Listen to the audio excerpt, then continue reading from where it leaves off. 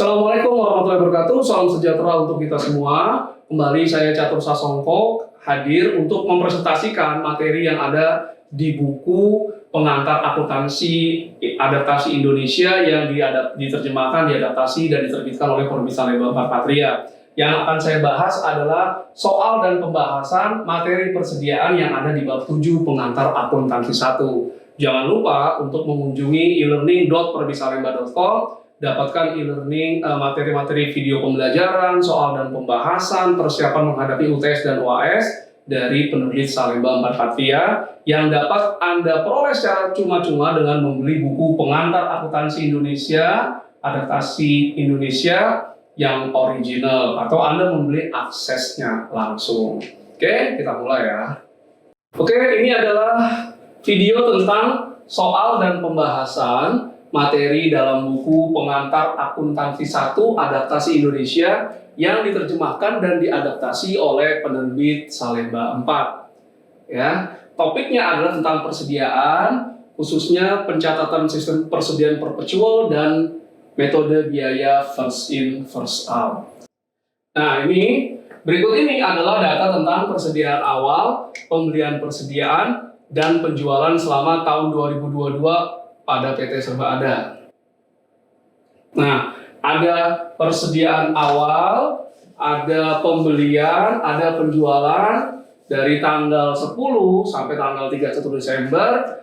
Untuk pembelian ada biaya per unitnya diberikan, kemudian untuk harga jual juga ada harga jual per unit. Nah, diminta buatlah ayat jurnal untuk mencatat transaksi yang terjadi selama tahun 2022 dengan menggunakan sistem pencatatan persediaan perpetual dan metode biaya persediaan first in first out. Yang kedua, tentukan laba bruto atau gross profit, beban pokok penjualan atau cost of goods sold, dan persediaan akhir tahun 2022.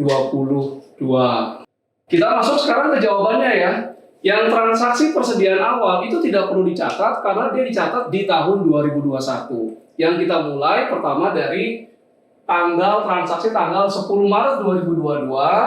Ini adalah pembelian sebanyak 3.000 unit dan harga beli atau biaya per unitnya adalah Rp52.000.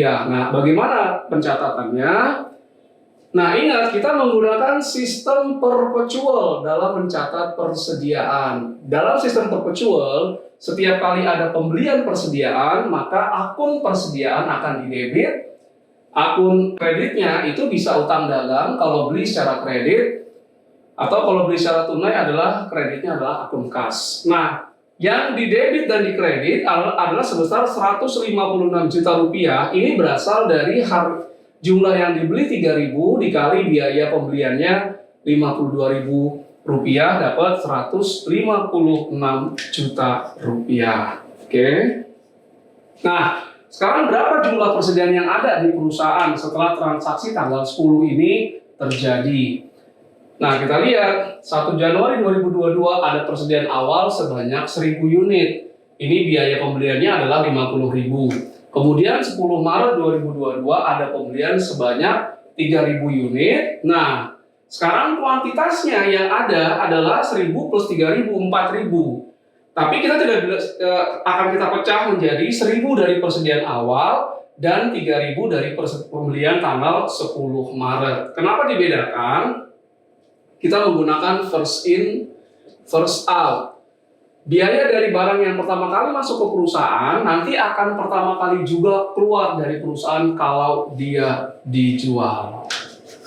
Nah, berikutnya transaksi tanggal 25 Juni 2022. Ini transaksi penjualan 1.600 unit, harga jualnya adalah Rp80.000 per unit. Nah, dalam pencatatan dengan sistem perpetual itu ada 2 ayat jurnal yang dibuat setiap kali ada transaksi penjualan persediaan. Yang pertama adalah mencatat transaksi penjualannya. Nah, debitnya ini piutang usaha kalau jual secara kredit atau dia kas kalau jual secara tunai. Kreditnya adalah pendapatan. Nilainya 128 juta ini adalah jumlah yang terjual 1.600 dikali dengan harga jualnya, dapat 128 juta rupiah.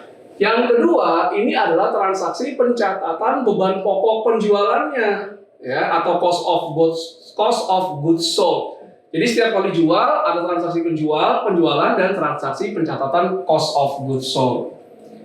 Nah, di debit beban pokok penjualan atau cost of goods sold, kreditnya adalah persediaan. Nah, sekarang 81.200.000 dari mana nih? Ingat ya, dia menggunakan first in first out. Oke. Nah, yang pertama dari persediaan awal dia akan keluar pertama kali kalau ada penjualan 1.000 kali 50.000 dapat 50 juta. Tapi yang dijual 1.600, persediaan awal adanya 1.000, masih kurang dong 600 ya. Makanya 600-nya ini berasal dari pembelian setelah persediaan awal yang tadi transaksi pertama 600, dan yang pembelian yang Maret itu harga belinya 52.000. 600 kali 52.000 adalah 31.200.000. Nah, ini 50 juta ditambah 31.200.000 ya, kita dapat 81.200.000 rupiah. Nah, sekarang setelah terjadi transaksi penjualan tanggal 25 Juni, berapa jumlah persediaan yang ada dan berapa nilainya? Ini persediaan awal tadi 1.000, tanggal 10 Maret ada beli.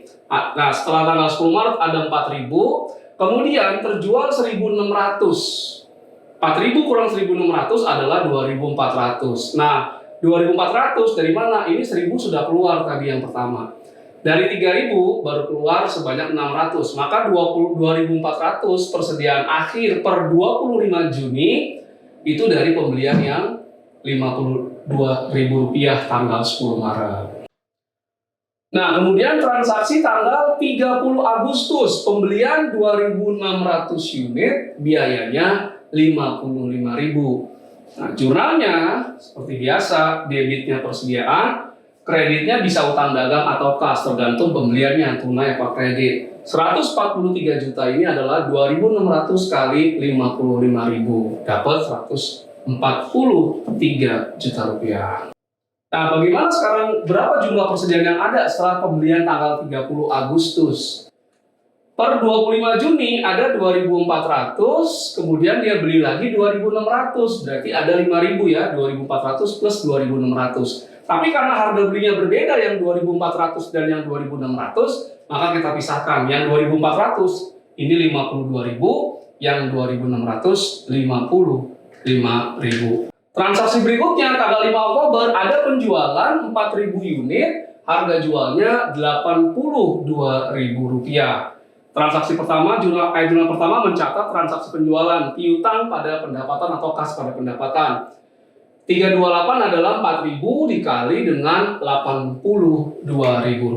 Yang kedua mencatat beban pokok atas persediaan yang dijual.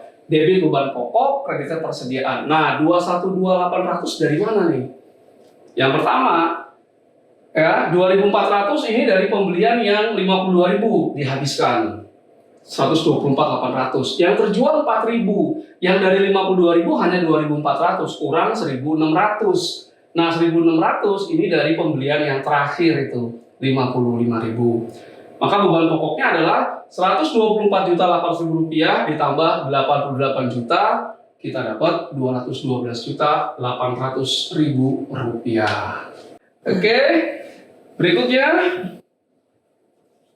Nah, ini setelah transaksi penjualan 5 Oktober, berapa sisa persediaan yang ada? Sebelum penjualan 5 Oktober, persediaan ada 5.000 unit, ya, 5.000 unit, 2.400 dari pembelian yang 52.000, 2.600 dari 55.000. Setelah dijual 4.000, tinggal 1.000. 1.000-nya ini berasal dari pembelian terakhir.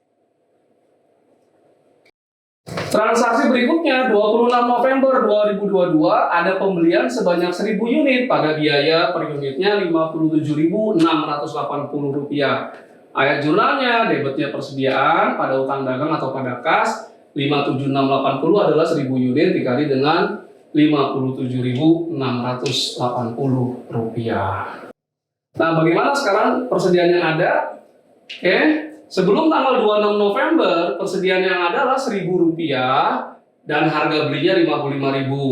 26 November ada pembelian lagi 1.000, maka sekarang secara unit ada 2.000, 1.000 sebelumnya ditambah pembelian 1.000. Cuma karena harga belinya berbeda, yang satu 55.000, yang satu lagi 57.680, maka kita bedakan 1.000 dari 55.000 dan 1.000 dari 57.680. Kemudian ada transaksi penjualan 31 Desember yang dijual 800 unit, harga jualnya 85.000.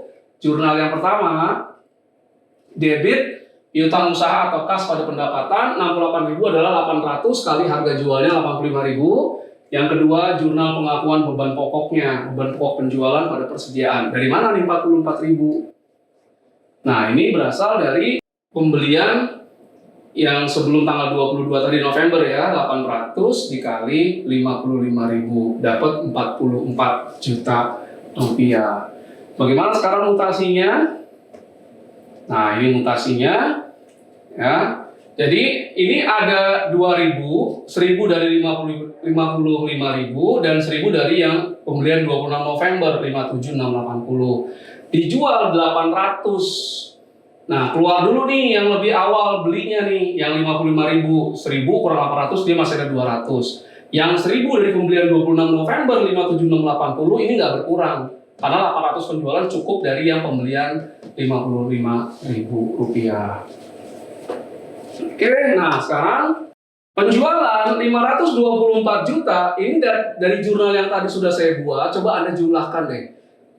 Yang akun penjualan di kredit Anda jumlahkan semua, ya Anda harus dapat nih 524 juta. Kalau bukan 524 berarti salah. Beban pokok ini juga berasal dari ayat jurnal yang saya buat tadi, tambahkan seluruh beban pokok penjualan yang ada, Anda harus dapat 338 ini.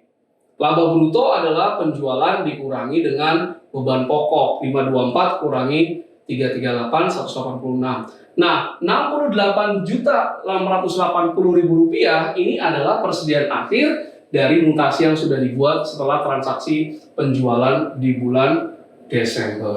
Nah, dengan demikian berakhir sudah soal dan pembahasan terkait dengan materi persediaan sistem pencatatan perpetual dengan metode biaya FIFO yang ada di buku akuntansi pengantar putri 1, adaptasi Indonesia yang diterjemahkan, diadaptasi dan diterbitkan oleh penerbit Salemba 4 Patria. Terima kasih segala perhatiannya. Mohon maaf jika ada kekurangan. Assalamualaikum warahmatullahi wabarakatuh.